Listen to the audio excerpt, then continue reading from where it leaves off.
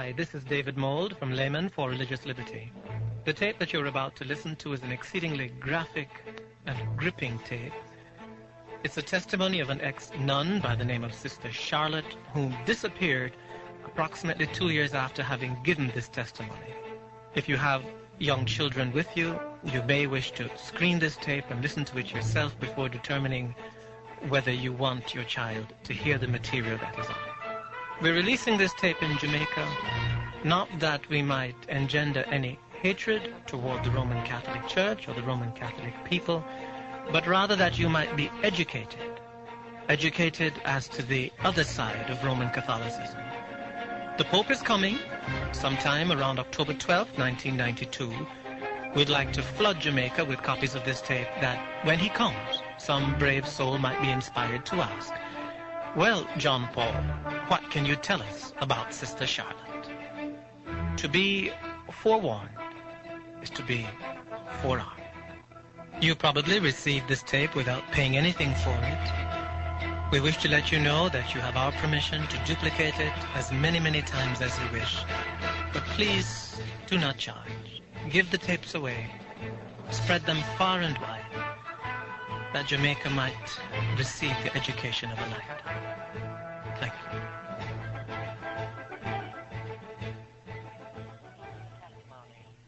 First of all, I always like to tell folk I'm not giving this testimony because I have any ill feeling in my heart toward the Roman Catholic people. I couldn't be a Christian if I still had bitterness in my heart. God delivered me from all bitterness and strife and delivered me out of all of that one day and made himself real to me in the power of the Holy Spirit. And so when I give this testimony, I'm giving it because after God saved me, he delivered me out of the convent and out of bondage and darkness. The Lord laid the burden upon my heart to give this testimony that others might know what cloistered convents are. And so as you listen carefully this afternoon, I trust I'll not say one thing that will leave any feeling in your heart whatsoever that I don't carry a burden for the Roman Catholic people. I don't like the things they do. I don't agree with the things that they teach. But I covet their soul for Jesus. I'm interested in their souls. I believe Jesus went to Calvary. He died that you and I might know him. And their souls are just as precious as your soul and my soul. So I'm interested. First of all, as we slip into this testimony, having been born in Roman Catholicism, not knowing anything else, not knowing the Word of God because we didn't have a Bible in our home, we had never heard anything about this wonderful plan of salvation. And so naturally I grew up in that Roman Catholic home as a child, knowing only the catechism, knowing only the teaching of the Roman Catholic Church. And because I loved the Lord, and because I wanted to do something for him, I wanted to give him my life, I didn't know of any other way for a Roman Catholic girl to give her life to God other than entering a convent. And through going to the confessional box where, naturally, I'm under the influence of my father confessor, the Roman Catholic priest, his influence over my life, one day I made up my mind, through his influence and one of my teachers in the parochial school, that I wanted to be a little sister. At that time I thought of being a sister of the open order. But as I went on into this, up until the time I took my white veil, 16 and a half years of age, everything was beautiful. I really didn't have any fear in my heart whatsoever. Everything was taught to me was seemingly along the line that I had been taught in the church before I entered a convent. And so one day, after making up my mind to enter a convent, I remember that particular day, two of the sisters came home with me from school. They were my teachers. And when we arrived at my father's home that afternoon, our father confessor was in the home likewise. I often say when I was a little girl, children were seen and not heard. You didn't talk when you was a child, at least you didn't in my family, in my home, unless you were spoken to. And I remember I listened to them carry on a conversation, and then I moved over close enough to my father to ask him if I could say something. That was a bit out of the ordinary, and he permitted me to talk. And I said, Dad, I want to go into a convent. And I'll tell you, that priest took it up quickly. They had already been influencing me. My father broke down and began to cry, not because he's sad, but he's very happy. My mother came over and took me in her arms, and she too wept tears. She was very happy. Those were not tears of sadness, because I think her little girl was giving her life to the convent to pray for lost humanity. And naturally, my family were very thrilled about it, and I was too.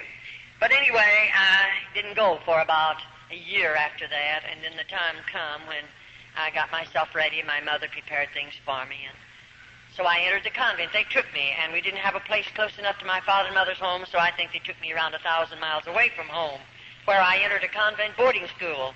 I liked about 3 months being 13 years of age, just a little girl. I look back on it now and think, my, homesick, I was so homesick.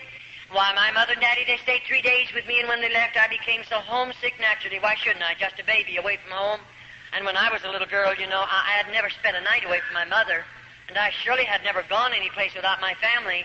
And naturally, there was a close tie in our family, and I was very lonely and very homesick. But I'll never forget after Dad and Mother told me goodbye, and I knew they were traveling a long distance away from me, and I had never realized in my heart I'll never see them again. Naturally, I hadn't planned it like that because I planned to be a sister of the open order. But if you listen carefully to this portion of the testimony, then you'll understand just why I'm saying some of the things that I say. Now, oftentimes we say the priest selects his material through the confessional box, because at 7 years of age, I went to confessional. 7 years of age, I would always, when I come into the church, first I'd slip over at the feet of the crucifix, rather the Virgin Mary, and then over at the feet of the crucifix, and I'd ask the Virgin Mary to help me make a good confession, because I was a child and my heart was honest, and I knew the priest had taught us to always make a good confession, keep nothing back, tell everything if I expected absolution from any sin that I might have committed. And so I would ask the Virgin Mary to help me make a good confession. I would ask then Jesus to help me make a good confession.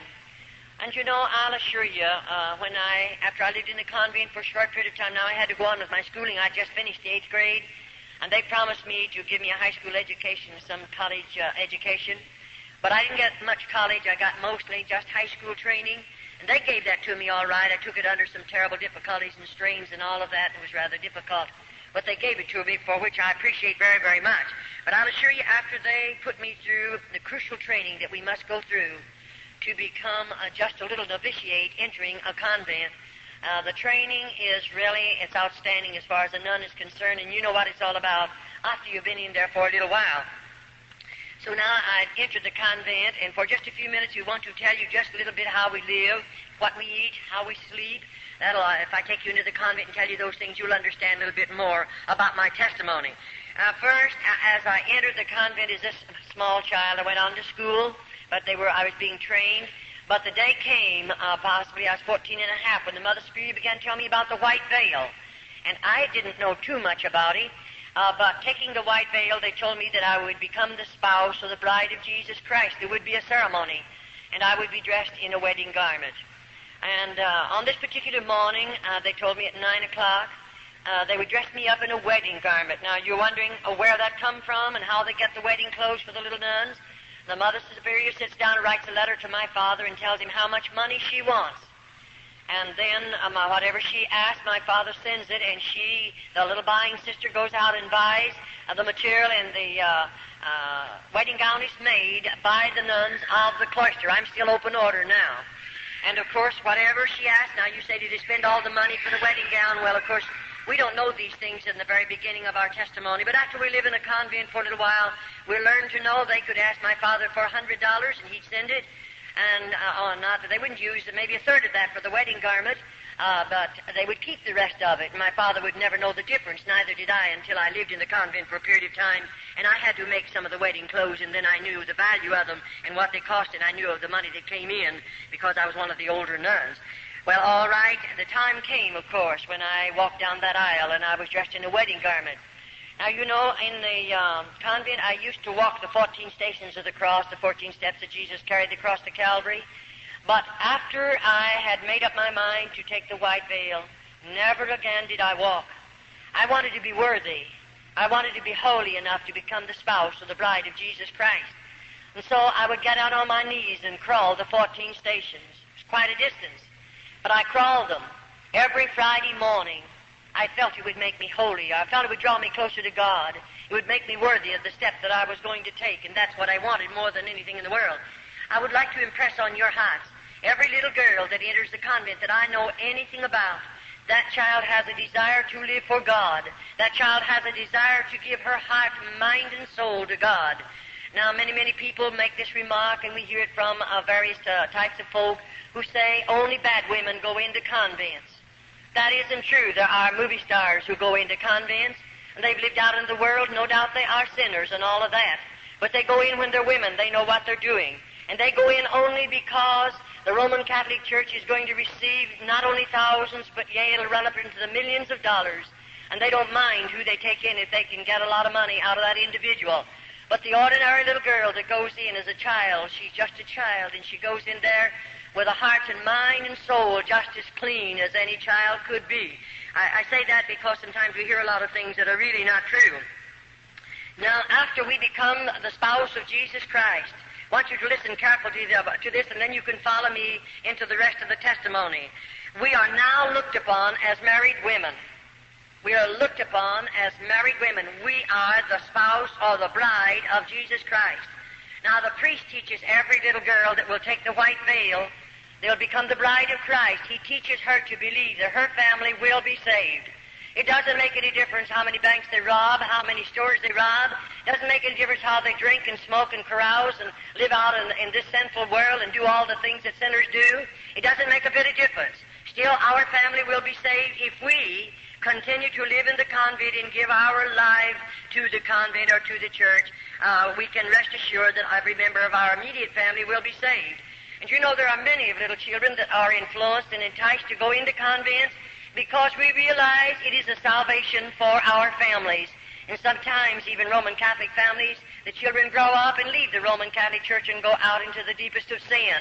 And so every little girl that enters a convent is hoping by her sacrificing so much, home and loved ones, mother and daddy, everything that a child loves, her family will be saved regardless of what sins they commit.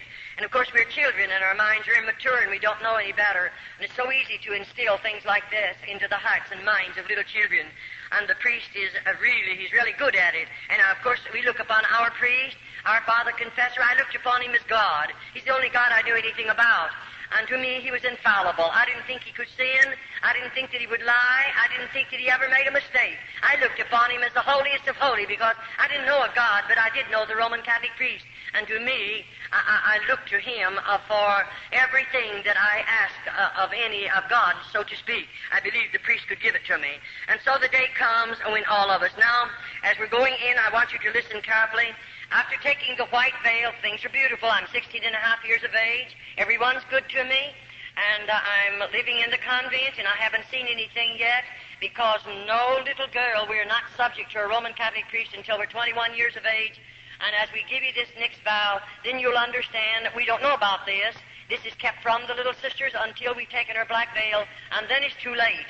I don't carry the keys to those double doors, and there's no way for me to come out. The priest will tell all over the whole United States and other countries that sisters or nuns, rather, can walk out of convents when they want to. I spent 22 years there. I did everything there was to do to get out. I've carried tablespoons with me into the dungeons and tried to dig down into that dirt because there's no floors in those places, but I never yet found myself digging far enough to get out of a convent with a tablespoon, and that's about the only instrument.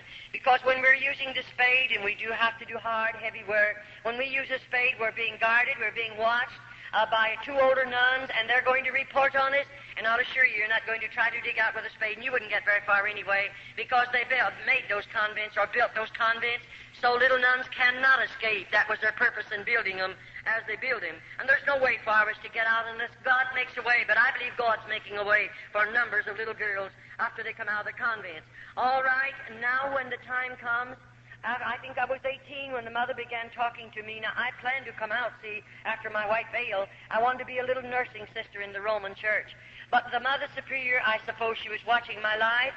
I suppose she realized I had much endurance. I had a strong body. And I believe the woman was watching me because one day she asked me to come into her office and she began to tell me, Charlotte, you have a strong body. And she said, I believe you have the possibilities of making a good nun, a cloister nun. I believe you're the type that would be willing to give up home, give up mother and daddy, give up everything you love out in the world, so to speak, and hide yourself away behind convent doors. Because I believe you're the kind who would hide back there and be willing to sacrifice and live in crucial poverty that you might pray for lost humanity. She said, I believe you're the kind to be willing to suffer because we are taught to believe as nuns that as we suffer, our loved ones and your loved ones that are already in a priest's purgatory will be delivered from purgatory sooner because of our suffering. She knew I was willing to suffer. I didn't murmur. I didn't complain. She knew all of that, and she's watching my life, and that's the reason she began to tell me about the black veil. And then, of course, I didn't know too much about a cloistered nun. I didn't know their life. I didn't know how they live. I didn't know what they'd done. But, this woman proceeded to tell me.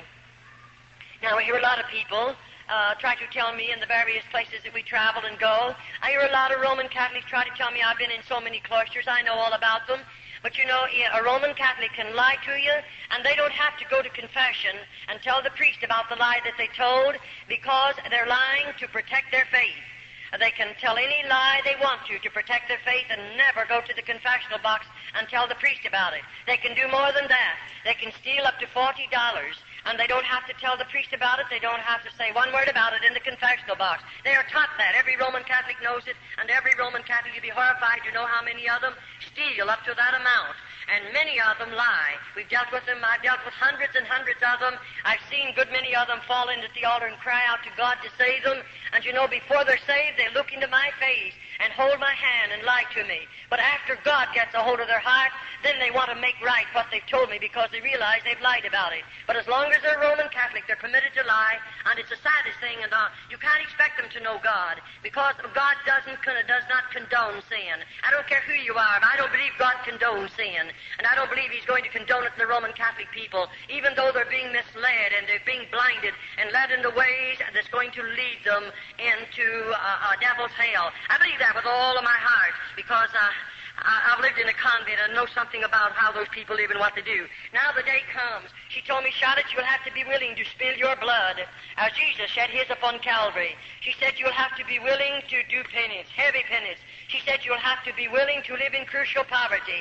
Now already I'm living in a bit of poverty, but I thought that was going to make me holier and draw me closer to God, and it would make me a better nun, and so I'm willing to live in that poverty. And then on this particular morning, she told me what I would be wearing. She said you'll spend 9 hours in a casket, and she explained a number of things to me. That's the most I knew about it, and I didn't find that out until I'd taken my white veil. And so on this particular morning, I'm 21 years of age, but 60 days previous to my being 21 years of age, I'm going to sign some papers that they placed in front of me, and those papers are this. I'm going to sign away every bit of inheritance that I might have received from my family after their death.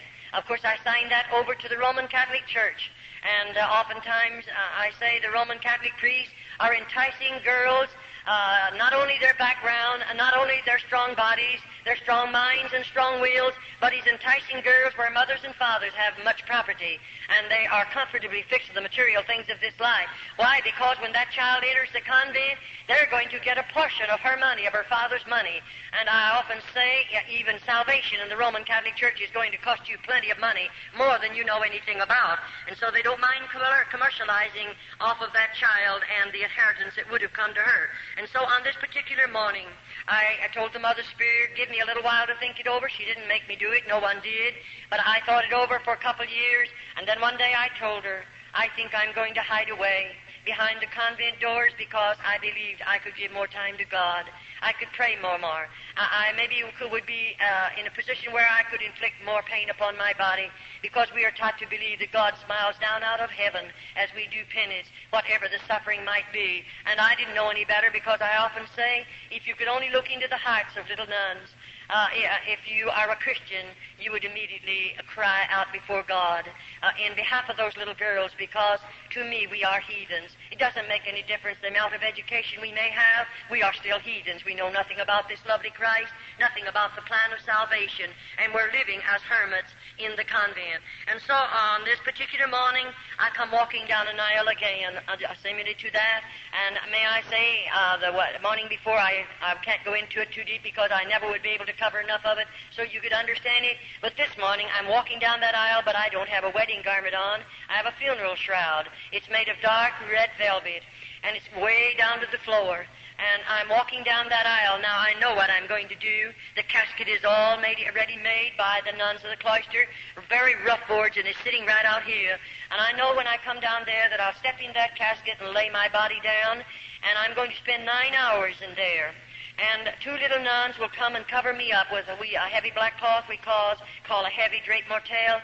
And, you know, it's so heavily incensed that I feel like I'll smother to death, and I have to stay there. Now I know when I come out of that casket, I'll never leave the convent again. I know I'll never see my mother and father again. I'll never go home again. I'll always live behind convent doors, and when I die, my body will be buried there. They told me that, so I knew it even before I done it. It's a great price to pay, and then to find out that convents are not religious orders as we were taught and as we were trained. It's quite a disappointment to a young girl that's given her life to God and willing to give up so much and sacrifice so much. I'll assure you it was a disappointment. And so after I spent those, now you say, what you do while you lay in that casket? What do you think I did? I spilled every tear in my body. I remembered every lovely thing my mother done for me. I remembered her voice. I remembered the gathering around the table. I remembered the times when she would pray with us. I remember the things that she said to me. I remembered what a marvelous cook she was. Everything as a little girl growing up in that home, I remembered it, laying in that casket, knowing I'll never hear her voice again. I'll never see her face again. I'll never put my feet under her table again, enjoy her good cooking. I knew all that. And so maybe for 4 hours I spilled all the tears in my body because it was so hard. And I knew I'd get homesick. I knew I'd want to see her someday, but I gave it all up. What for? For the love of God. I thought I didn't know any better. And I'll assure you those were 9 long hours. And then I seemingly got a hold of myself, and I thought, this, Charlotte, now you're going to make the best Carmelite nun, because everything I've ever done, even that I'm out of the convent, I do give my best. I try to give everything that I have in regardless what I might do. And so I did in the convent. I gave the best that I have. And I wanted to be the best nun that I could possibly be. And the Mother Superior knew that, and don't worry, the priest knew all about it too. Now I realize after I walk out of that casket or to come out of it, they're going to take me like this. Over here and right back here is a room. We call it the Mother Superior's room. Now, I've never been in that particular room, so I don't know what she has in there. But you know, when I walk in there this time, the Mother Superior sits me down in a straight-back, hard-bottom chair. And immediately then I'm going to take 3 vows of poverty, chastity, and obedience. And you know, as I take those vows, she opens a little place in the lobe of my ear and takes out a portion of blood, because I must sign every vow in my own blood. And after that happens, then I'm going to take the vow of poverty. Now, when I sign that vow, I sign it thus, and I'm willing to live in crucial poverty the balance of my life as long as I live. And what that poverty is like, of course, we don't know. And then my next vow, I'm going to a vow of chastity.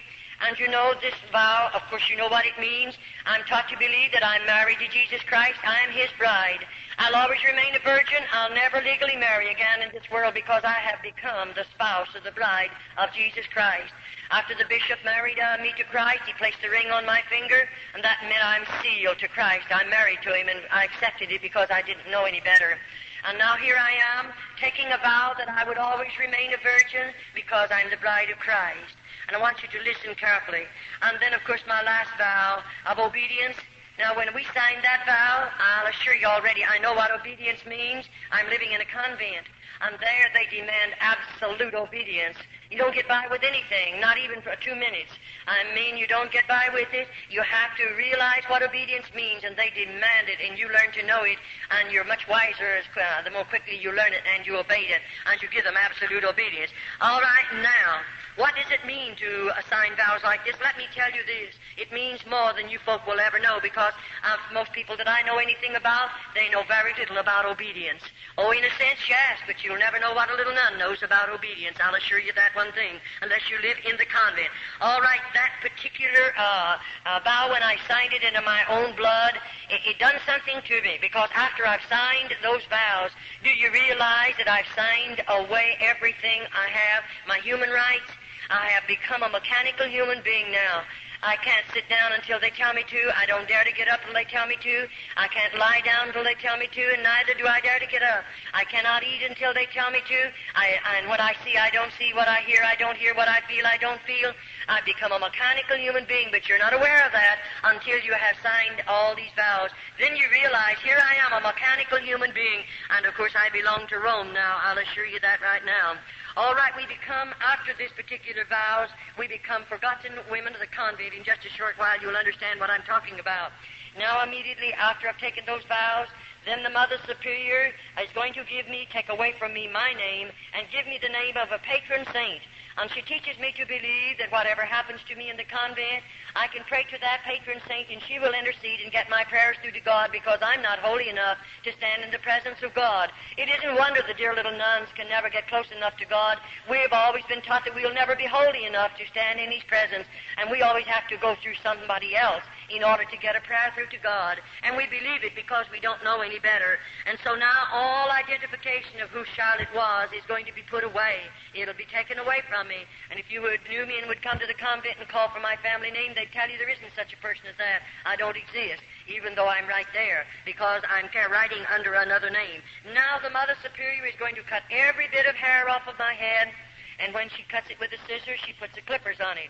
And I mean, there's nothing left. I just don't have one speck of hair left on my head. And of course, if you could be a nun, you would understand the heavy headgear that we have to wear. It would be so cumbersome to have hair and so cumbersome to take care of it. We don't have any ways of taking care of it in the convent. There are no combs in the convent, and so you can imagine how hard it would be for us to take care of a head of hair. It's not necessary that we have a comb after they finish with us.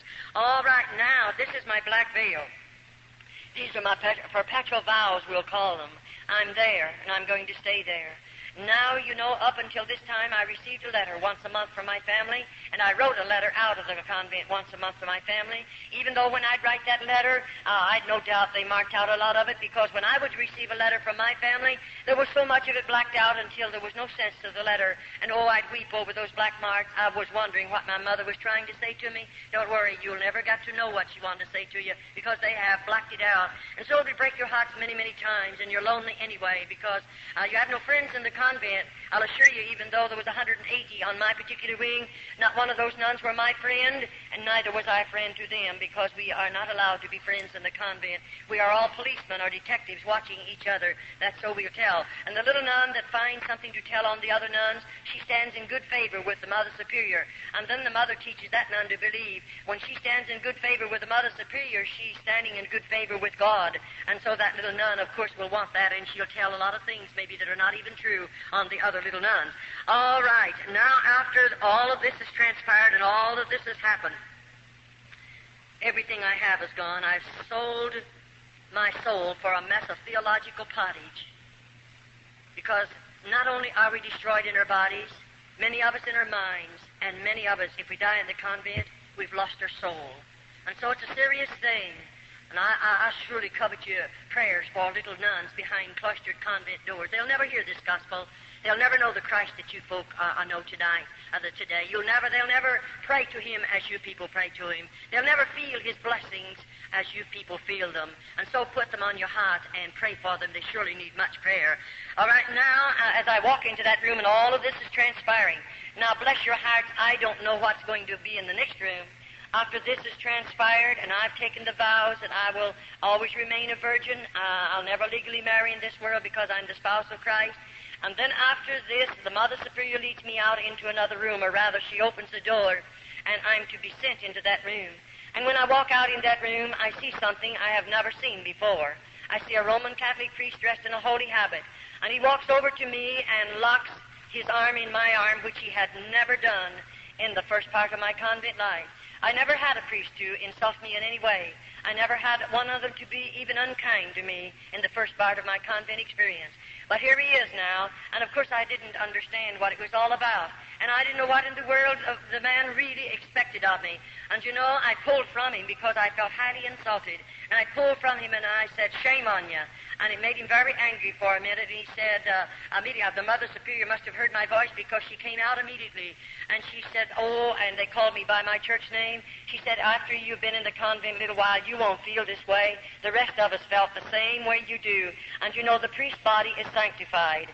And therefore, it is not a sin for us to give the priest our bodies. In other words, they teach every little nun this. As the Holy Ghost placed the germ in Mary's womb, and Jesus Christ was born, so the priest is the Holy Ghost, and therefore it isn't a sin for us to bear his children. And let me tell you, that's what they come to the convent for. No other purpose in all of this world do priests come into the convent but to rob those precious little girls of their virtue. And I'll assure you, we'll be telling you a little later in the testimony just what they really do after they come in under those particular deals. But may I say, now every bridge has been burned out from under me. There's no way back. I can't get out of the convent even though I pled. Oh, how I pled with that priest. Send for my father. I want to go home.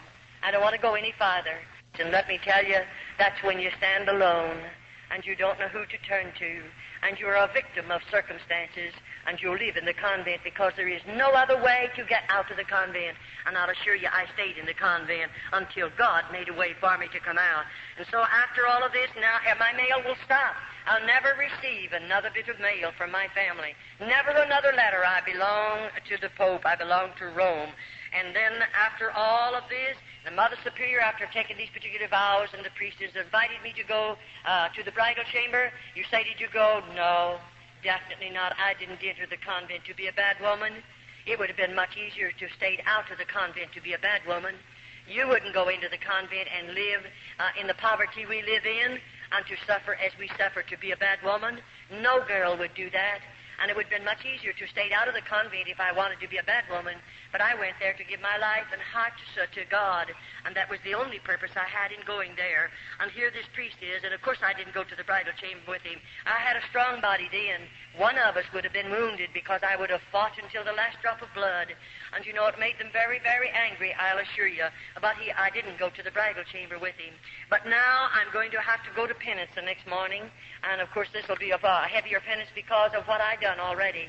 And when the Mother Superior says we're going to do penance the next morning, I'm going to be initiated as a Carmelite nun. And I remember when she walked me down into that particular place, it was a dark room. I remember I lived above on the first floor until my black veil. After the black veil, they take me one story under the ground.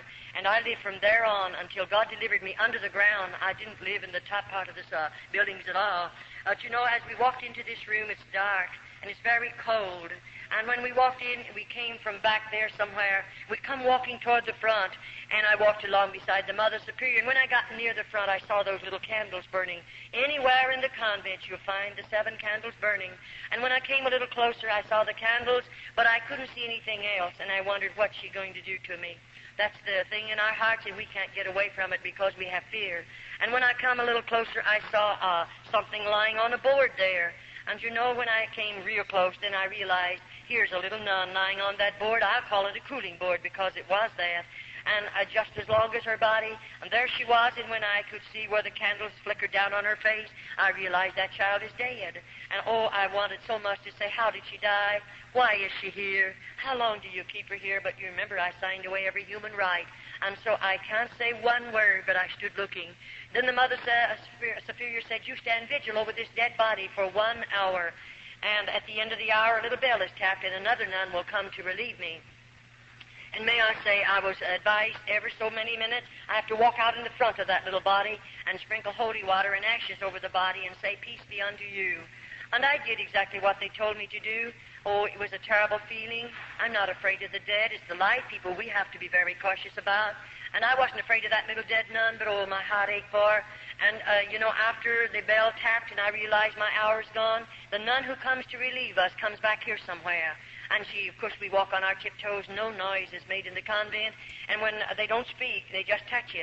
And, of course, my being down there with that little dead nun, and I was full of fear, when that girl laid a hand on my shoulder, I let out a scream, a horrible scream. from fear, just fear. And you know, I didn't mean to do it. I didn't break that rule on purpose, but I was scared. And immediately, of course, I had to come before the Mother Superior, and that's when I first learned to know, one of the first times, about a dungeon. They didn't tell me there were dungeons in the convent, and she put me in such a dirty, dark place with no floor in it for 3 days and nights, and I didn't get any food and any water. And I'll assure you, I didn't scream anymore. I tried so hard not to break the rules of screaming, because there is a dungeon, and I know they'll put you in it. And let me tell you right now, it's not a nice place to be. After you've been in one of those places, you'll know what it feels like.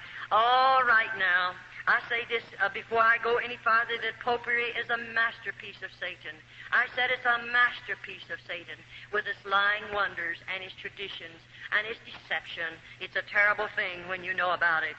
And so as I come down into this room, and she took me, let me look at this little girl, and that particular, if we call it a penance, is over. Now, the very next morning, she said again to me, Charlotte, you're going to do penance. Not the next morning, it was 3 days after, because I spent 3 days and nights in the dungeon. The next, fourth, fifth morning, whichever it was, she said, you're going to do penance. She took me down into another room, not the same room. And when we come walking down this time, I could see that big piece of wood, but I didn't know what it was. And when I came a little closer, there was a cross. It was made of heavy timber. I might say it was maybe 8 or 10 feet high, very heavy. And that cross was sitting on an incline like that. And she had me walk over here at the base of the cross, and she said, now strip your clothes off. And I took my clothes off. And then she made me, down to my waistline, then she made me drape my body over the foot of that cross. And she pulled my hands underneath and bound them to my feet. And then, you know, that's where I'm going to spill my blood. And she had not told me how, and neither could I ask how I would spill it. And she gave 2 little nuns that came with her a flagellation whip. It's, I might call it a bamboo pole. It's about this long. It's about that big around. And it has 6 straps on it about this long. And on the end of either of those straps, there's a cross piece of sharp metal. And those little nuns, either was given one of these whips. And they stood on either side of the cross. Now, at the same time, those girls began whipping my body. And I mean, when that metal hit my body, it would break the hide, of course. It would cut into the flesh, and I spilled blood, and it was running down to the floor. That's my flagellation whipping. That is where I spill my blood, as Jesus shed his upon Calvary. And, of course, I'm human. It wounded. It hurt. It was very painful. After the whipping is over, they don't bathe my body. They put my clothing back up on my body, and I have to go the rest of the day. When the night comes and I stand in front of my cell there, after we have to stand there 2 undressed with our backs to each other, and then when I went in, I couldn't sleep that night. I just wasn't a bit sleepy, because I couldn't take off all my clothes. They had dried in those wounds, and it was terrible. I didn't take them off for several nights. And I'll assure you, when I came before my food, I didn't want my cup of black coffee. In the morning, we got a cup of black coffee. They serve it the tin cup, and we could have no milk or no sugar of any type in it. And we have 1 slice of bread. That's made by the nuns of the cloister. They weigh it. It weighs 4 ounces. That's all I get for breakfast. And then, of course, in the evening, I get a bowl of soup, and that's fresh vegetables cooked together. There's no seasoning in the soup whatsoever. And a half a slice of bread, and 3 times a week they give me a half a glass of skim milk. That consists of my food 365 days in the year. And I began losing weight very rapidly, I'll assure you, because I didn't have enough food to eat. I don't know the day that I went to bed without a hungry stomach. Sometimes it would be so hungry I couldn't sleep. The pain was gnawing. You can't hardly stand it. And you know, you're only going to get that 1 slice of bread the next morning. That doesn't fill you up. And of course, we have to work hard all day long. And I'll assure you, those little nuns, as I covet your prayers for them, they need your prayers in more ways than one, because you'll go to bed with a full stomach tonight. And you're very comfortable right now, but I'll assure you there's not one of them that's comfortable. They're hungry, and they're sick, and they're wounded, and they're hurt, and they're heartsick and homesick, and discouraged, and worst of all, seemingly they have no hope. No hope. You and I are looking forward to the day when we're going to see Jesus. They have no hope whatsoever, and I surely hope you don't forget to pray for them. All right, that was terrible, I'll assure you. And then in a few mornings after this, the Mother Superior is taking me back for another initiation. And when I go into the penance chamber this morning, we come from a place up here, and we're going to walk back along the, like that, clear to the back. And you know, it was quite a ways back there, and I went through part of it's a tunnel, and then I come out into a room, and I'll walk through that room, and when I get way back there, I see those candles burning. and I see something else. There's ropes hanging down from the ceiling, and oh, I'm so scared. I wonder what the ropes are for and what's she going to do. After these two penances, you began to have a lot of fear in your heart. And so I can't say anything, and I walked back there, and you know, I saw the ropes then real plain, what they're doing hanging down from that ceiling. Then she tells me, you go over there against the wall, about that close from the wall, and I have to stand sideways like this. Then she asked me to put up both of my thumbs, and I did. And then she pulled one rope down, and there's a metal band fastened securely, and she fastens that around the joint of my thumb. Then the other one comes down and fastens around this thumb. And there I'm standing like this, facing the wall, and then, you know, she comes over here to the end, and there's a whatever you want to call it, she starts winding. And I start moving, and she's taking me right up in the air. And, you know, when she gets me so just my toes are on the floor, just on my tiptoes, she fastens it. And there I hang, and all the weight of my body is on my thumbs and on my toes. Not a word is said. No one speaks a word. And she walks out of that room and locks the door. If you know what it means to hear a key locking a door and know that I'm strung up there like that, you'll never know unless you're a nun. And when that woman walked out, I didn't know how long I'll stay there, how long that woman will leave me there. And you know, they didn't come to give me food. They brought me no water. And I thought, is this it? Am I going to die back here just like this? And within a few hours, you can imagine, I'm still a human being. My muscles began to scream out with the pain. I was suffering. And that woman let me hang, and nobody come near.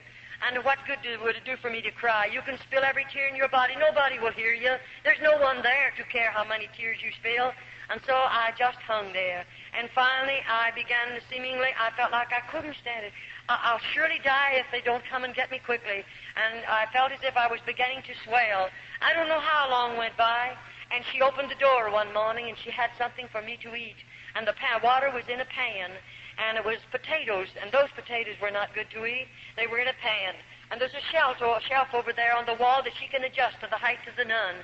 And, you know, she pulled it up. Now, I'm not against the wall. I'm about this far from it. But to get that food, she puts it there and said, this is your food. And she walks out. Now, how am I going to get it? She didn't let my hands down, but this is what you'll learn. And you'll struggle to get it. I'm hungry. I mean, I'm so thirsty, I feel like I'm going mad. And to get it, I discovered that this hand goes high and this one will come down a little bit. And that'll keep right on going higher. As I lean, I have to reach higher with this one. This one will automatically let down.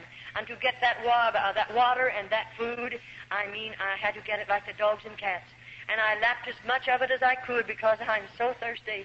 And get those potatoes, I tried as hard as I could because I'm hungry. I mean, I'm hungry. And I got as much of it as I could naturally, but I was hungry. That's the way she fed me for a while, and then she released the bonds on my hands and on my feet.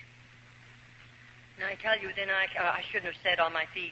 She didn't release the bonds. She let me hang there for 9 days and 9 nights. I'm almost got it mixed up with one of the other penances that I want to give to you. I hung 9 days and 9 nights in this position. And may I say, at the time come when I was so swollen here, and naturally I could see myself puffing out here. I felt like my eyes were coming out of my head. I felt like my arms, what part I could see of them right there, they were 2 or 3 sizes, their normal size. I felt like I was that way all over my body, and I was like a boil. I was in real suffering. And then on the 9th day, she comes in and she releases the bonds from my hands and my body and lets me down on the floor. Now, I go down, I can't walk. I'll assure you I didn't walk. I didn't walk for a long time. But you know what? There's 2 little nuns that carry me out. One gets under my feet and the other under my shoulders. And they carry me in the infirmary and lay me on a slab of wood. And there they cut the clothing from my body. And let me tell you right now, nobody but God will ever know. I'm covered with vermin and filth. Why? I'm hanging there in my own human filth. There are no toilet facilities. Right behind me is a stool. They have running water in it, and the lid is down, and they have sharp nails driven through that lid. If I break my ropes and fall on that, I would suffer terribly. And this is the life of a little nun behind cloistered doors.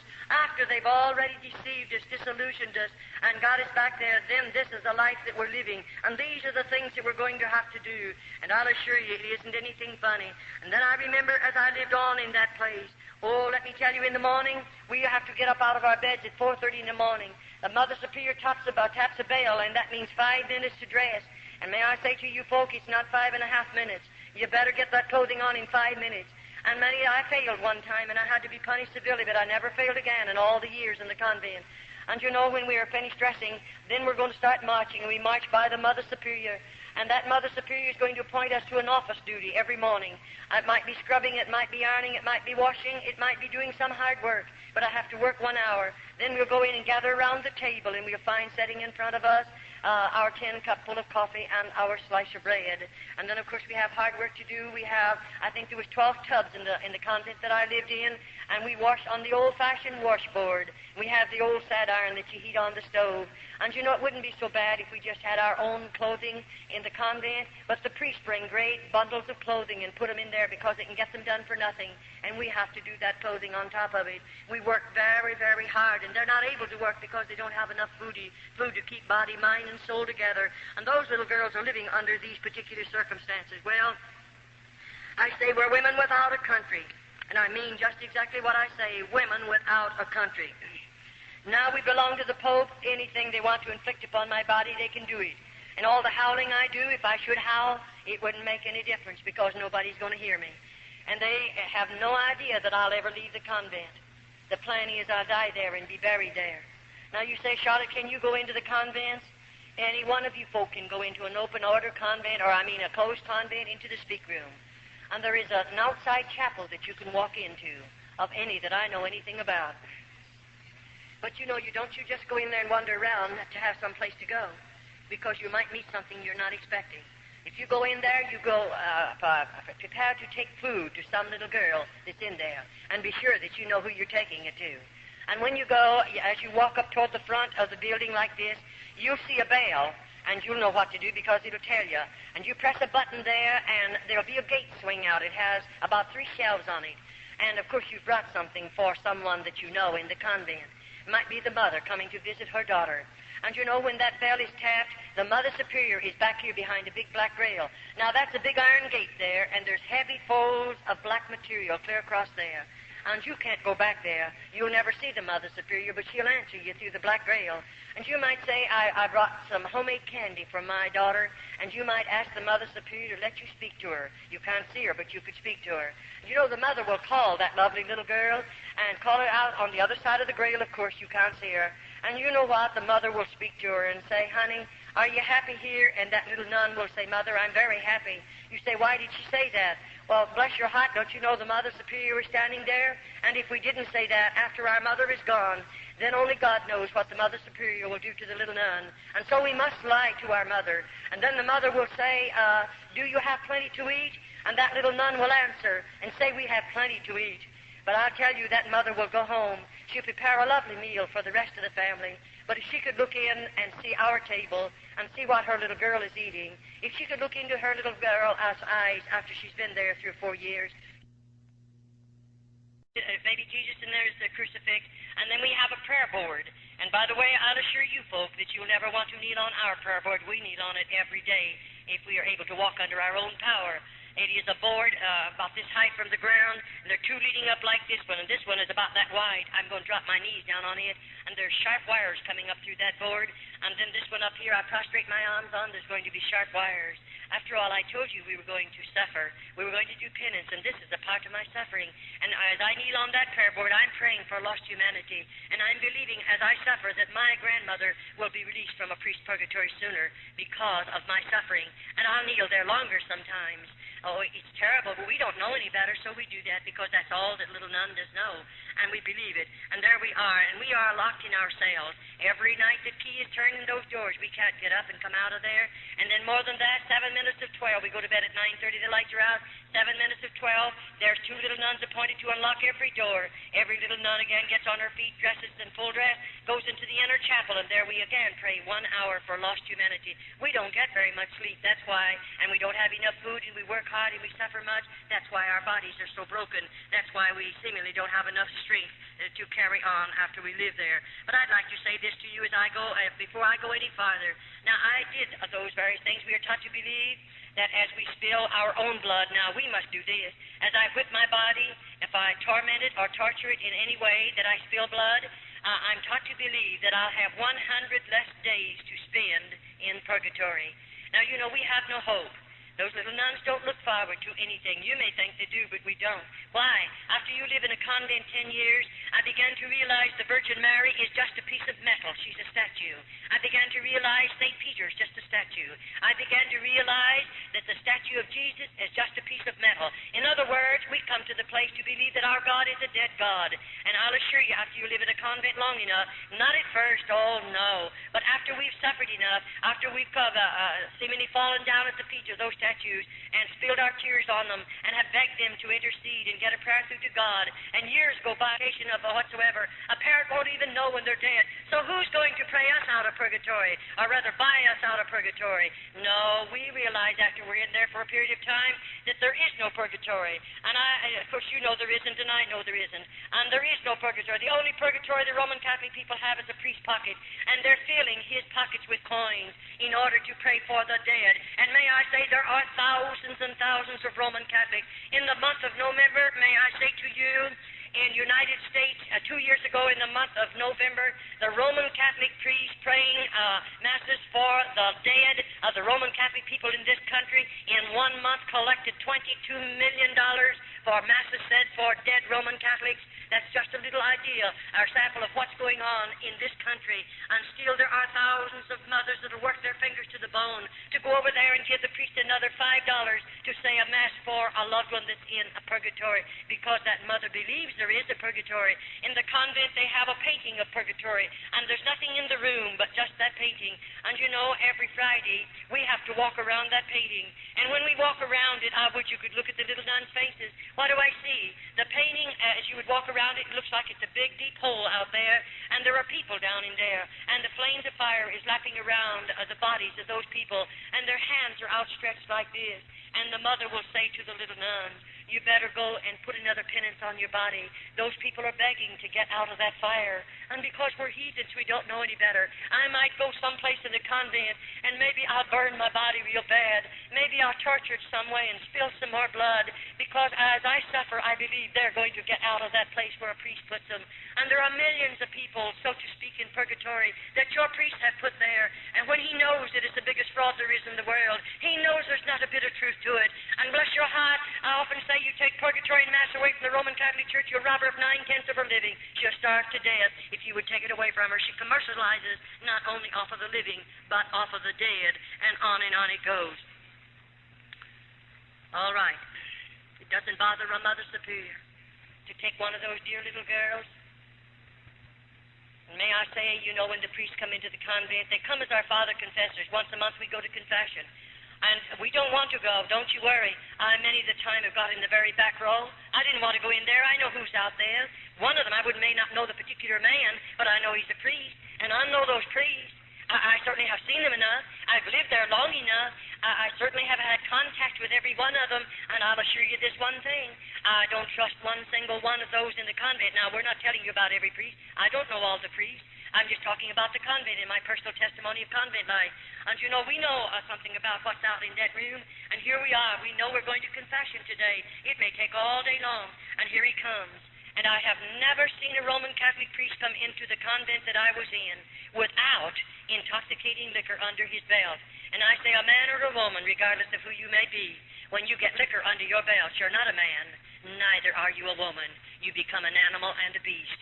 And so we have a beast sitting out there. There's a straight back hard-bottom chair, no other furniture but the crucifix and the Virgin Mary. But here he is sitting on that chair right out there in the middle of that room.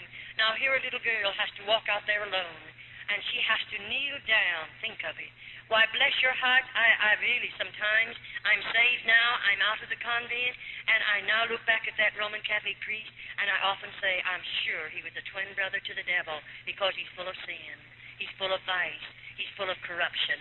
And we go out there and kneel down at his knees. Now, you're a lucky girl if you get away from that man without being destroyed. Why, he's drunk. He's a beast. He's not a man. Oh, he has a holy habit on. He's an ordained Roman Catholic priest. And so I'll assure you, we don't like to go to confession, but we must go once a month. Those little girls can't help themselves, and nobody comes out into that room but the priest and I until it's all over, and then we can come back, and the next one will have to come. And I'll assure you, we don't appreciate that day. And those little girls don't know any better.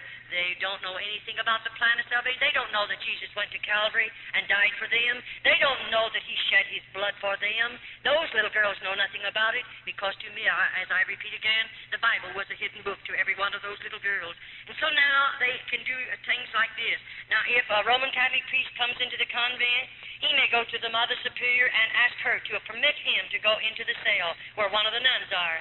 And you know that mother with her carnal mind and her carnal heart, and she's very hard and very carnal, and she is the mother many times of many illegitimate children. They belong to the priest. And you know, she'll take that priest and he's drinking. She knows it. They bring liquor in with them. Sometimes some of the nuns will drink with them, and the mother usually drinks with them. And it's really a terrible place. It is not a religious order. It does not live up to that name whatsoever. But here she brings that priest into one of our cells. Now, I wonder if you realize how serious it is. That Roman Catholic priest, he has liquor under his belt, we know that. But he has a big, strong body. He's had 3 square meals food every day of his life. He can eat all the food that he wants. But you know, there's a little nun that may have a broken body, and she may not have very much strength. And what did he come into that cell for? For nothing other than to destroy that little nun. I often say I wish the government could walk into a convent just about the time one of those priests are let in the cell. The mother will turn a key in the lock, and you're locked in there with that priest. Now, we have no way to defend ourselves, and I often say I have had to nurse those little girls. I'm an RN. I got my nurse's training by going through the tunnel over to through the hospital as I lived in an open-order convent. But may I say, after that priest is taken out of there, if you could look upon the body of that little nun, she looks like something you've thrown out in a hog pen, and a half a dozen old sows have just mauled that child's body. And this is convent life. I can understand why your priests are calling over the phone every day or two and screaming their heads off because I'm in this city giving this testimony. But may I say to you, I don't mind if they continue to scream. I don't mind what they do. I'm not one bit afraid of them. I'll continue to give this testimony. As long as God gives me strength, I'll be giving this testimony regardless of your priests or your bishops in this country. I know what I'm doing. I know what I'm saying. And I'm not afraid of anybody in all of this world. I'm a child of God. And I believe God won't let anybody put a hand on me until my work is finished. And then I often say, I don't care what you do to my body after I leave this body. I'm sure I don't mind. And so I will continue to give the testimony regardless of what your priests think about it. Because I think God saved me to pull the cover off of convents. I believe he saved me to uncloak those places that are riding under the cloak of religion. I believe that with all of my heart. I'll assure you I do. Now, if I refuse to give my body, you know we're just supposed to give our bodies voluntarily to those priests. Many times the nuns are overpowered.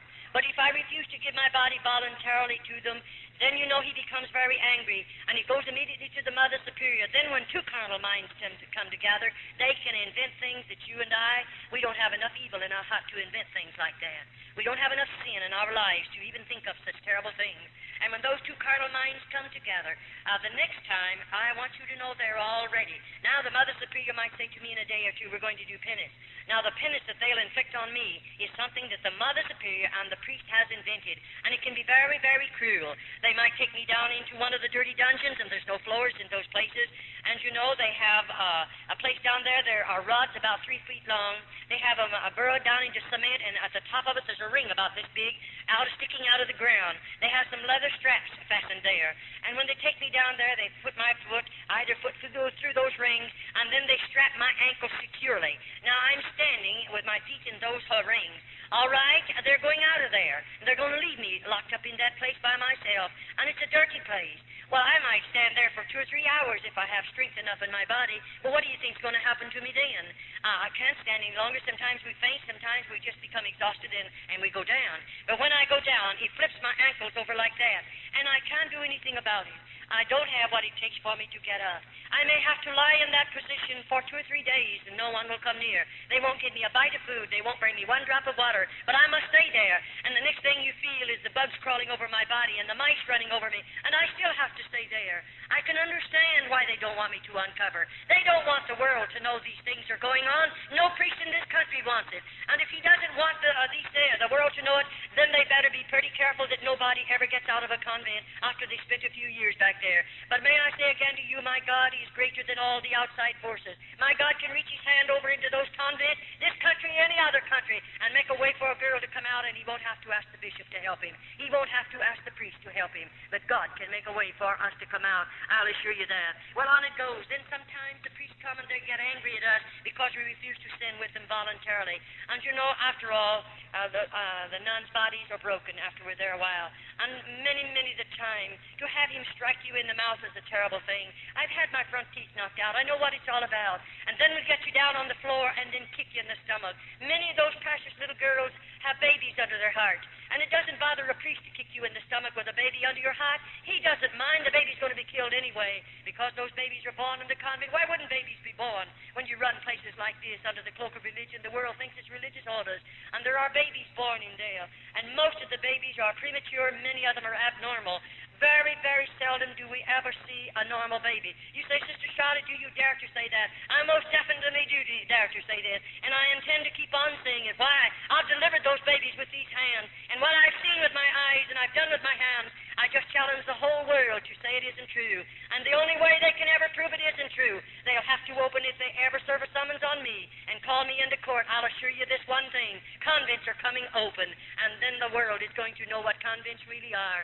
And they'll have to open them to vindicate my testimony, because I know what I'll do if they ever serve a summons on me. I've been before the highest laws we have in the United States. I know what I'm doing. I know what I can say, and I'm not one bit afraid to say it, because I've been a part of this. I've been connected with this system 22 years behind convent doors, and it is a terrible thing.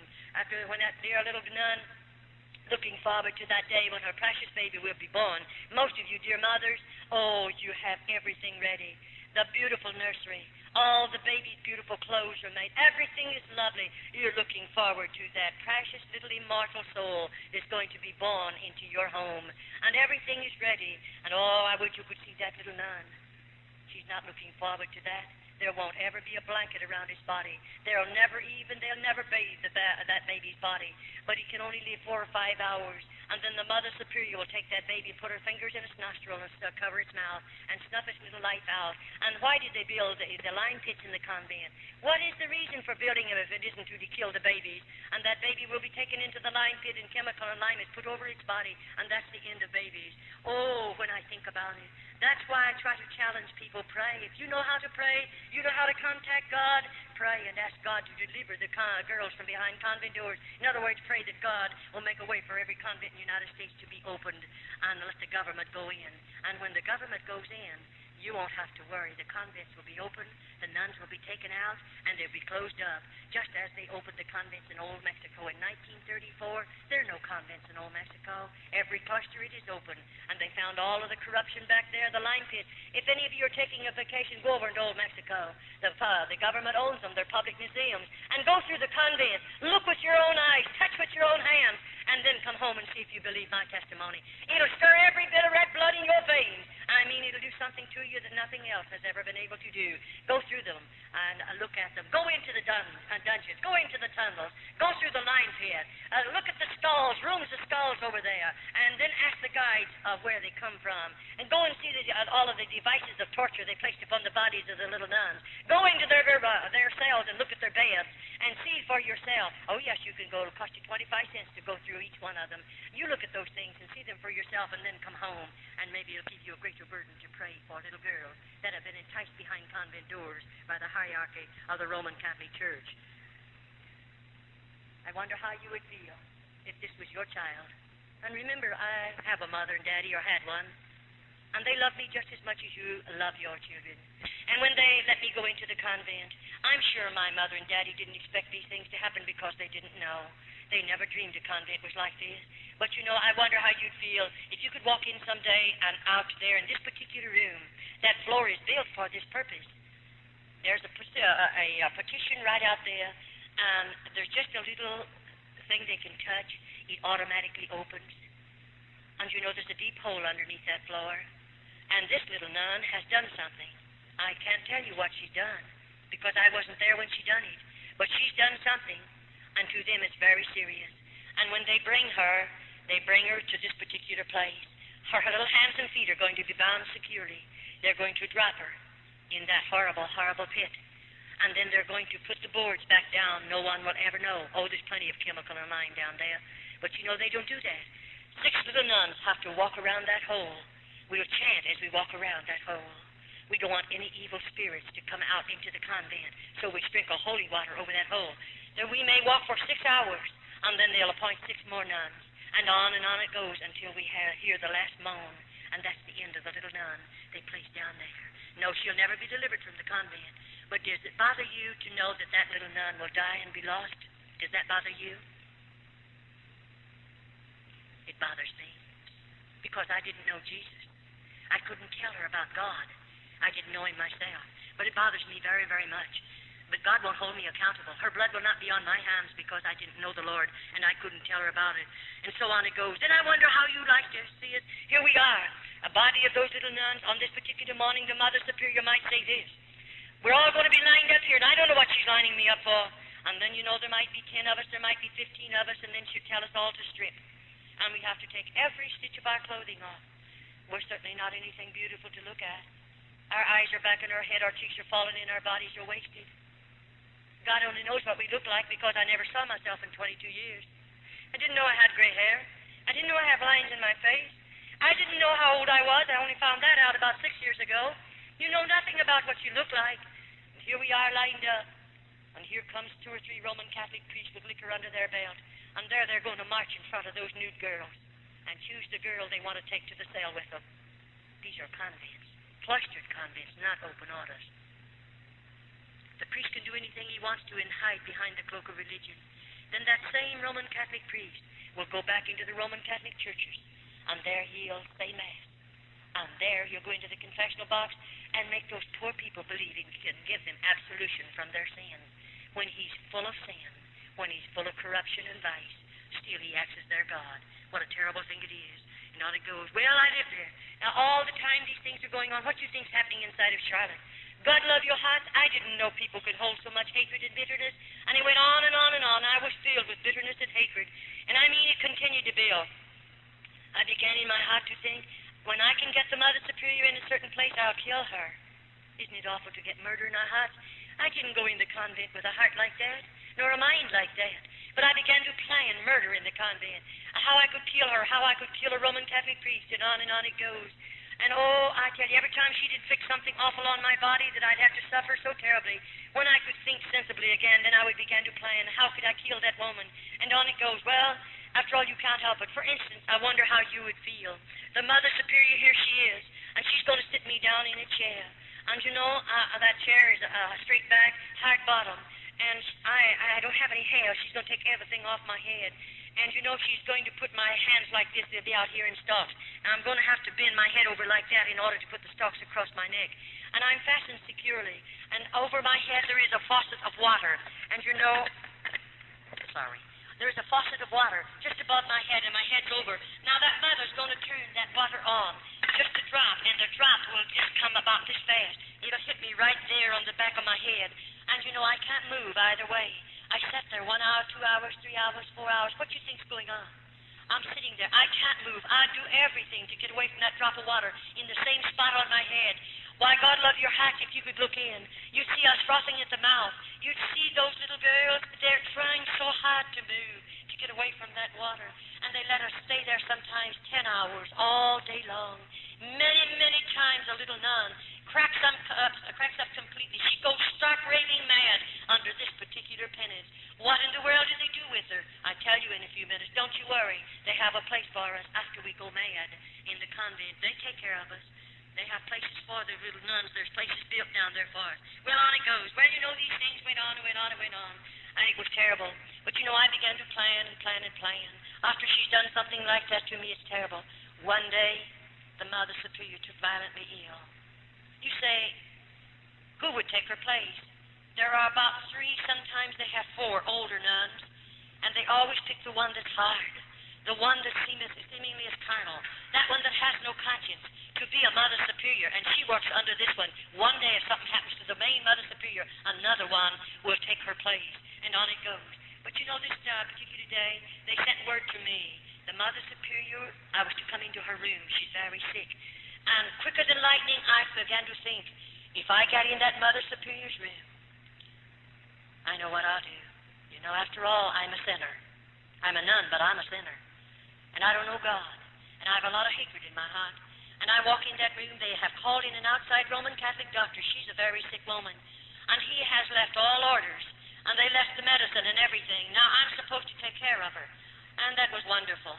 I do take care of her. All day long, I did what they told me to do, what I'm supposed to do. And those particular tablets, I knew what they were, and I knew what they would do and what she was taking them for. But anyway, all day long, I gave her her medicine. I done everything I'm supposed to. All evening long. Why? I want to be sure what I'm doing. What I do, I have to be careful. And you know, I waited until 1 o'clock in the morning. Why? Because every night, those little nuns have to be gotten out of bed and go chant from 12 to 1, 7 minutes to 12 to 1. I thought I'll wait till all the nuns go back to bed, then I'm going to do something. And bless your hearts, after they were all back in their beds, I'll tell you what I did. I took 5 or 6 of those tablets. I was only supposed to take one in a half a glass of water ever so often and give it to her. But because of the type they were and what the type of tablet was, I knew what it would do. I put 6 of them in a glass of water and stirred them up. And I gave them to her. I knew she would go into convulsions that would twist her completely out of shape. I knew that woman would suffer 1,000,000 deaths within 25 minutes. I knew that. And I thought, I'm going to watch her suffer because she has punished us. She has hurt us so many thousands of times. I'll watch her suffer. Isn't it terrible to think a child can live in a place like that long enough until she has the same kind of a heart almost the Mother Superior has? But that's what comes when sin gets in your life. And so I waited. You know, I gave them to her. And something happened to me. I got scared. And I looked at that woman, and she began to change color. And I couldn't find her pulse. I couldn't find her respiration. I was frightened. And I thought, oh, what shall I do? If they find her dead, only God knows what they'll do to me. I'll tell you what I did. I got that stomach pump as quick as I could. I pumped that woman's stomach. I massaged that woman. I done everything there was to do. And oh, thank God she didn't die. I said, I thank God.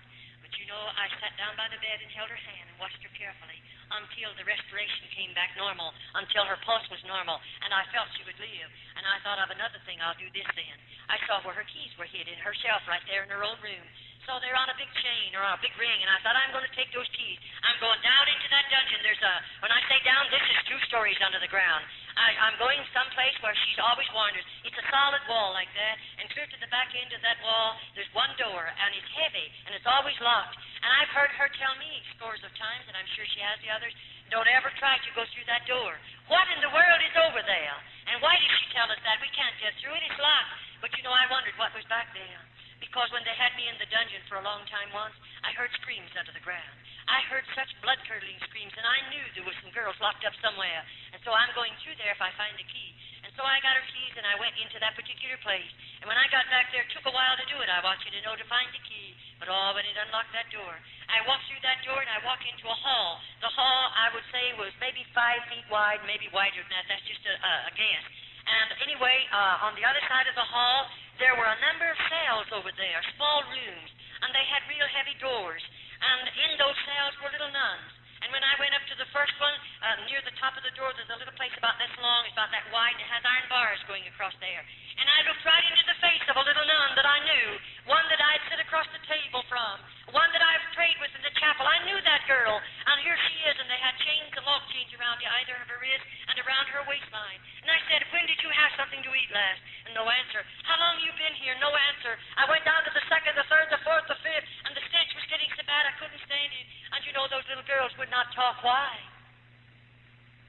I lived in the convent, you know, a long time. I don't care if I was 2 miles under the convent, way back there. We were working back there, and we'd whisper. The next day I'd have to suffer because the convents are wired, and the Mother Superior can hear every voice, every whisper, and then somebody tells, and you're in some serious trouble. And those nuns has been there long enough. What have they done? I don't know. But those nuns are supposed to have cracked up mentally, and so they have to put them in those chains. And when they die, they can't fall down to the floor. They're just dropping those chains and slump. When they go in there, they don't give them any more food. No more water. That's a slow death. And so as I saw all of that, I became so sick from the terrible stench because many of them are already dead. And I don't know how long they've been dead. I came out of there and walked back up to this room where the Mother Superior was, and she was lying there sleeping. And I watched her carefully, and she slept till the next day, long, long hours, and didn't waken. And when she did, she said, I've had a long sleep, and I said, yes. They let me take care of her for 3 days. And you know the third day? I don't know. You say, did she ever find out you was down there? Well, not yet. I hope she didn't while I was there. But anyway, 3 days, they put me out in the kitchen. In other words, when we go to the kitchen, 6 of us go for a 6-week period. And this particular time, they put me out in the kitchen with 5 other little nuns. What am I there for? I'm doing the kitchen work. I'm going to do all the cooking that's done out there and take care of the work in the kitchen. And so when I went out in the kitchen, we have a long table back here, and it's a work table. And our vegetables will be prepared for the soup, and that's what we were doing, all 6 of us. And something happened. Our kitchen is a very large room, and a very long room, not as wide as it is long. And over at one end of it, you'll find over here the stair steps leading, about 4 of them leading down. Then there's a landing right there. Over there is a big, heavy outside door. But here there's a landing. Our garbage cans sit there. And right here is a stairway, cement one, leading down 1 story under the ground. Now, I'm up on 1st floor in this kitchen. All right, as I'm in there and we're there working, something happened. Somebody touched the garbage can. You know, all my convent life, we are taught never to break silence. We don't dare to make noises in the convent. We are punished for them. And when something touched the garbage can, that's a noise. And who in the world? 6 of us, and we're all together. Who's touching the garbage can? I wheeled around, and they wheeled around, and we saw a man. And you know, that man was picking up the full can, leaving an empty one. I've never seen that before. I've been in that convent for years, and in the kitchen, but I never saw anything like that happen. I believe God had his hand on me. With all my heart, I believe it. And you say, what happened? Well, we turned around quickly because to us it's a mortal sin to look upon a man other than a Roman Catholic priest. And I mean, we turned around quickly and went to our work. But you know, I thought, if that man comes back again to get another full can, I'm going to give him a note and I'm going to ask him if I can run out with him. But I didn't do that. But you know what I did? When we run out of something in the kitchen, there's a pencil hanging up there on a chain. And bless your heart, I have to, or whoever it is runs out, you have to write it on a tab. And of course, I stole a piece of paper off of a sack. And I thought I'll carry that little piece of paper in my skirt pocket. And every time I can get a hold of that pencil, I'm going to write a word or 2 on a note. And that's what I did. It took quite a while to do it. But I watched that garbage can. Every time I could take the garbage down there, I did it. And you know, when it was just about full. And I thought the next evening, it'll be full when we put all the garbage in it. And so that afternoon, I broke my crucifix, and I laid it up on a shelf, and I had a hard time doing it because they're watching me. But I did it, and I laid it up on a shelf, and I did that to have a way to get back to that room, of course. And so when our dinner work is over, our supper dishes, everybody has to go out at the same time, and we march by the Mother Superior. And you know, when I marched by, I stopped and said, please, may I speak to you? And I did. And I said, Mother Superior, I broke my crucifix, and I left it in the kitchen. May I go for it? And, of course, no nun goes without her crucifix. And she said, how did you break it? I lied to her. Everything she asked me, I lied to her. You say, why did you lie? She lies to us. And we're all sinners, so we all lie. And it doesn't make any difference in there. And so we lied. And I lied to her. And then finally she said, you go get the crucifix and come right back. And that's all I wanted anyway. I have to have a reason. You can't go back to the kitchen after you've left it.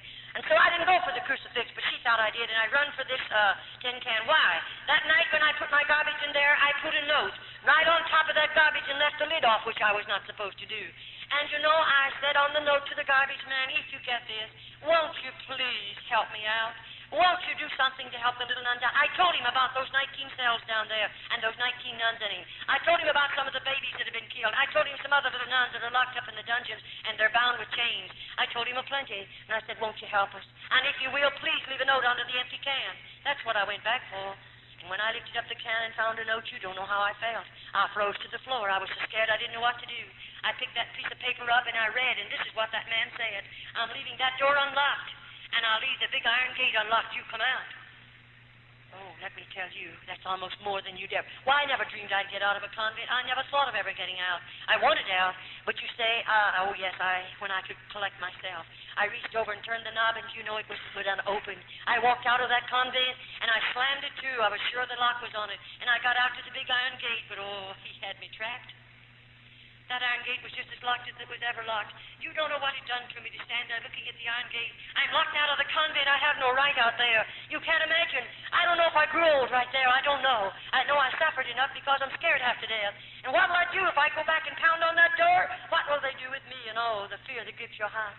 And you say, what'd you do? I didn't have any shoes and stockings on. I'd wore those out years ago. When I think of the Roman Catholic Church being the richest church in the world, and they let those little nuns go winter and summer without any shoes and without any hose, living in crucial poverty, I wonder how they can do it. Hungry as we are. Your priests are all nice and fat. The little nuns are so hungry. I wonder how they do it sometimes. You say, what did you do? Shot it well? I'll tell you, I just took a hold of that big old iron gate and I tried to climb it. That's all there was for me to do. And up about 1.5 feet from the top is a ledge about 6 inches wide. I thought if I could get high enough to get my knee on the ledge, I'm safe. And I did. I got one knee on the ledge, but this time I don't have any strength left either. And you know, I thought, what'll I do? I'll put one foot over, then I'll get the other over. Then I realized, you know, I have 3 skirts on. My skirts are gathered on the belt, and they're clear down to my ankles. My veil, of course, is down to my knees in front and that long in the back. How will I ever get over those sharp points? And I thought, I can't go down. I don't have strength enough, so I'll have to jump. And if I jump, I'll break every bone because I was broken body, of course. And you know, I thought, what'll I do? Well, I pulled all my clothing up around my body and held them with one hand. And then I thought, I'll have to jump. And you know, they have a buzzer in the convent. And when a little nun tries to escape and they catch her, they put a buzzer on. And oh, if the priest tell you they don't come to the convent, I would you could see the priest then. You'll find a good many of them there. And they immediately are after that nun. They don't want her out. If she comes out of that convent, she's going to give a testimony someday. And it'll pull the cloak off of convents. And I'll assure you they don't intend for us to get out. And so as I let loose of that top of that gate and I made that jump, I just didn't make it. My clothing caught on top of those points and I hung there, but I'd let loose. And I often say, you know, I don't know what I look like. I didn't know I had gray hair, but I've often said maybe my hair turned gray there. Maybe you'll never know what I suffered hanging on top of that gate, knowing that buzzer can go on any minute, and then what would they do to me? I was scared. So I thought I tried to wiggle my body and to swing it. If I can get back far enough to grab the gate with one hand, maybe I can help myself, and I did. And then with the other hand, I tried to pry the snappers loose on my skirt, and that let me fall between them. Do you know what happened to me? I hit the ground. I was out. I was unconscious for a while. I don't know how long, though we have no way to tell. But when I came to, I had a shoulder broken and my arm was broken right in here. The flesh, the bone had snapped right through my flesh because I didn't have any meat on me. And I thought, what'll I do? And I realized I'm on the outside. And where am I going? Where do you think you'd go? I'm not in the United States. I'm in another country. And I don't know a thing about that country. When they took me over there, I was so heavily veiled. And they took me from that particular cart or train to the convent. I was so heavily veiled I couldn't see anything. And I don't know where I am. I don't know where to go. I don't know if I have any people. I don't know if I know anybody in the world. And I'm a pauper. I don't have any money. And I'm hungry. And my body's broken. And I'm hurt now. Where do you think you go? I tell you, it's something to think about. I just started away. But get away from the convent. And I did. And I started moving away. And all the leaves were falling, and they made so much noise, and I was scared, and I kept on moving. And finally, dark overtook me, or rather, there's no twilight in that part of the country. It just drops off into darkness. And, you know, I saw this little building beside the road, and I thought I'll crawl in. It was a doghouse or maybe a chicken coop or something, but it's dirty, and I crawled in there because I was shaking and scared. And I laid in there for a little while to get a hold of myself, and then I thought, I'll have to travel. It's dark. It's safer for me. So I got out and traveled that night, and the next day I hid behind pieces of boards and tin that was piled up against an old building, and all day long imagine hiding in that hot place. And hungry as I was, with broken bones, do you realize what it was all about? No, you'll never know. But I do. And then, you know, when night came again, I have to go, because I'm going to get away from the convent. I'm afraid to rap on somebody's door. Remember, I'm scared. I don't know. I might rap on a Roman Catholic's door. They will immediately notify the priest and I'll be taken back to the convent. And I'd rather they kill me than take me back. And so I didn't. But I went on and on and on. And then the next day I hid out in an old straw stack. And then that afternoon on the third day, I was scared then because this arm was swollen as tight as it could swell. And I was having to carry it in the other hand. And all my fingers began to turn blue, and I realized gangrene poisoning setting in. And, you know, I'm nobody to do anything for you. And I realized I'm going to die just like a rat beside the road. That's a terrible feeling. And I thought, what'll I do? I'll just get out and go a little sooner. Maybe I'll have to rap on somebody's door. And that's what I did. And I remember as I walked, I don't know how far, I saw this lamp. It was an old-fashioned lamp burning. Very poor house, no paint on it. And I knew those were poor people. So I walked up to the screen door and I rapped on it. And a tall man came to the door. He was rather old. And I said, please, may I have a drink of water? And you know, that old man didn't answer me, but he walked back in the house and called his wife. And God bless her heart, she's like most old-fashioned mothers. She came to the door and she didn't say, who are you and what do you want? Thank God. There are a lot of good people in this world. That dear little woman just pushed that door open and said, won't you come in and sit down? Do you know that's the most beautiful music I've ever heard in my life? I should say I'll come in and sit down. And she pulled out a chair. And I sat down on it, glad to sit down. And And you know, their house was poor. There was no rugs on the floor of any type. A tablecloth, red checkered tablecloth on the table, a little old stove over there in the corner, and there was a fire in it. And that woman put some milk in a pan and heated and brought it over to me. And you know, I'm hungry. I don't have any manners. I forgot how to act. I forgot a lot of things in 22 years. And I grabbed that glass of milk all before she ever set it down, and I gobbled it down. I'm so hungry, I felt like I'm going stark mad. And I took it instantly, and the moment it touched my stomach, of course, I couldn't retain it. I lost it. I haven't had any whole milk in 22 years. You could understand why I couldn't take it. And she knew what to do. She went out in the kitchen, and she heated some water, or rather over to the stove and heated some water. And bless her heart, she put sugar in that water and brought it over to me. And she sat down and gave it to me from a spoon. I took every bit of it. Oh, it was good. It was nourishing. And then the daddy walked over by me and he said, now tell us who you are and where'd you come from. I began to cry. I was scared then. I said, I run away from the convent and I'm not going back. And he said, what happened to you? And my hand was laying upon the table. And I said, well, I tried to get over the gate and I failed and I'm hurt. And you know, he said, we'll have to call a doctor. And bless your sweet life. Then I really became hysterical. I got up from the table. I was going to run back outside, and they wouldn't let me. He said, wait a minute, we're not going to hurt you. You're hurt. You have to have help. I said, I don't have any money, and I don't have any people, and I can't pay a doctor bill. Of course, I was just in a terrible mess, if you want to know it. And that man said to me, I'm going after a doctor. He said, and he's not a Roman Catholic. Neither am I. That dear man didn't have a car, but he hitched up a horse and buggy, and he drove 9 miles to get a doctor. The doctor came out in his car, and when he got out to the place, he got there ahead of the man. And when the doctor walked in and walked around me, he just kept walking around me, and he was swearing. Maybe he didn't realize it was a terrible effect on me. When he stopped and looked at me, of course, he was mad. He was mad. Why was he mad? He was mad because he was looking at something that was supposed to be a human being. And I didn't even look like a human being. I was in such a horrible condition. But finally, he calmed down. He came over to me and he said, I'll have to take you to the hospital tonight. Oh, I became hysterical. I said, I don't want to go. Please don't make me go. And then he sat down carefully and took my hands. And he began to say, I'm not going to hurt you. You have to have help. And I want to help you. That doctor took me into the hospital that night, and that's where I learned how much I weighed. He weighed me, and I weighed exactly 89 pounds. I weigh 178 right now. And then, you know, they took me into surgery, and of course they tried to get the swelling and the inflammation out of my hand and arm, that they might do something for me. It took about 12, 13 days. And then, of course, they had it, but this time it started to knit, and they had all to break over it again, put it in a cast. I did a lot of suffering. Well, you know, one day a way was made for me to be released from the hospital. Who did they release me to? I begged to go out to those old people to stay with them, and they let me go because they'd been good to me, and I trusted them. And the doctor wanted to take me out to his home. I was in that hospital 3.5 months. And they took me out there, and I stayed for a period of time. And then one day, this same doctor, he wrote a letter, and you know what he sent in that letter? He sent a check. He told the people to go and buy me a suitcase and get me some clothing. He was coming for me on a certain day. He had told me, I'm going to find your people for me. You know, that doctor's a stranger to me. But oh, I thank God that he has men and women across this world, and those men and women are not so selfish that they won't use some of the money that God has allowed them to have to help that one that's less fortunate than they. He spent a lot of money on me. I was in that hospital 3.5 months, and I mean there was a lot of money spent on me, but he paid the bill. How I appreciate it.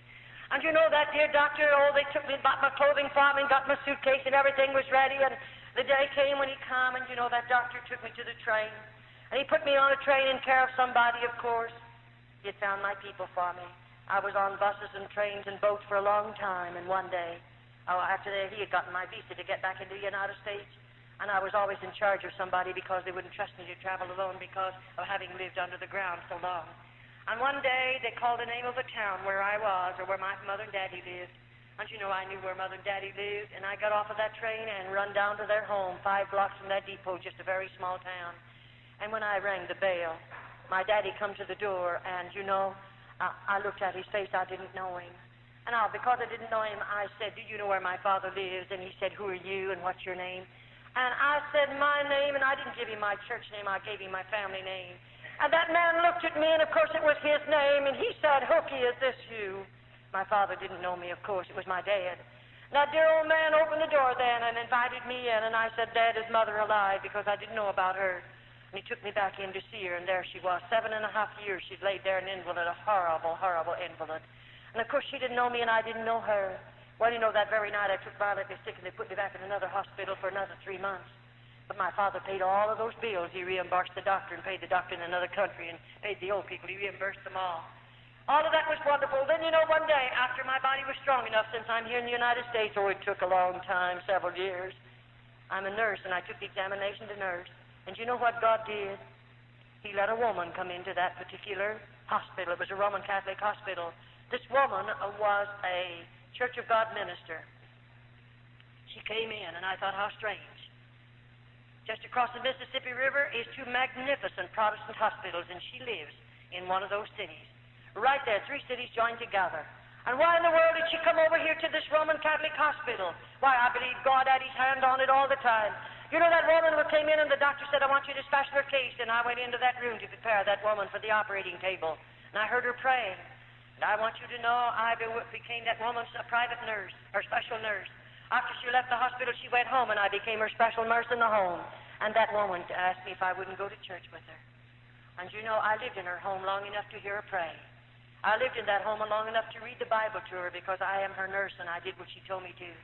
I'd never read a Bible before in all of my life, and she'd have to find the scriptures, and then I'd read them to her. And you know, as I read the Word of God, God began to get a hold of me. And finally she said, won't you go to church with me? And you know, I went to church with that woman. And I sat back there and heard a gospel for the first time in my life. And you know, I'll tell you, I went through 4 nights. And it was really beautiful. I've never heard anything like this. And all the time she was telling me about the plan of salvation and telling me about God and that I needed God and I needed to be saved. And of course, I was believing her. Do you know what I'd do every night? I'd go home from church with that woman. I'd say, you go to bed, but let me go to the basement. I'd lay my Bible down on a chair, and there I'd challenge God, and I'd say, God, did you hear what the preacher said? Did you hear it, God? And then I would tell God everything that I could remember the preacher said. And I said, God, you heard every word, didn't you? Now, if you're God, and the Bible is the Word of God, and God, you're real, I want what those people have. But if you're not God, and the Word of God is not your Word, then God, please don't give to me what those people have. Let me tell you, I challenge God. I put him to a test. God's not going to give you anything that's not of God. Don't you worry. And every night I continued to do that 4 or 5 nights, and I didn't eat either. I couldn't sleep, and I'd lost my appetite, and I was losing a lot of weight. It was terrific, but you know, one night I come back to church, and out of a clear blue sky, right in the middle of that man's service, I just got out of my seat. And with both hands up in the air, I come running right straight down an aisle like that. And I fell in at that altar, and I cried out, my God, forgive me for all my sins. I was a sinner. I mean, God met me there. Praise his wonderful name. There's a pool of water on that floor. I was sorry for everything that I did in the convent. I stole potato peelings. I stole bread. I told lies.